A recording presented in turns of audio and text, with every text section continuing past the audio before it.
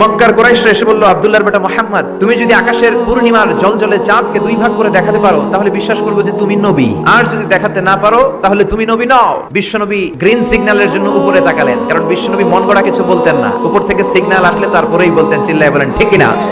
বিশ্বনবী green signal পেলেন, বিশ্বনবী বললেন অবশ্যই আমি দেখাতে পারবো। শাহাদাত আঙ্গুলি বলি আমরা এটাকে, কিন্তু আরবিতে এটাকে বলা হয় সাব্বাবা। এই সাব্বাবা তুলে উনি বিসমিল্লাহি আল্লাহু আকবার এরকম করলেন, পূর্ণিমার চাঁদটাকে ফেটে দুই ভাগ করে দিল কে?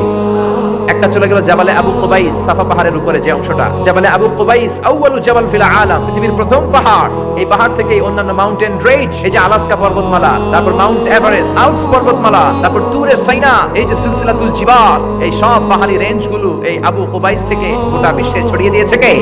চাঁদের এক খণ্ড চলে গেল আবু কুবাইসে, আরেক খণ্ড চলে গেল জাবাল কায়কানের ভেতরে। মক্কার লোকেরা দেখে তো অবাক, কি আজীব তামাশা, চাঁদকে দুই ভাগ করে ফেললো, আবার এই চাঁদকে মিলিয়ে দিল। বিশ্বনবীর এই চমৎকার মুজিজা দেখে হাজার হাজার মক্কার লোকেরা কালিমা পড়ে মুসলমান হয়ে গেল।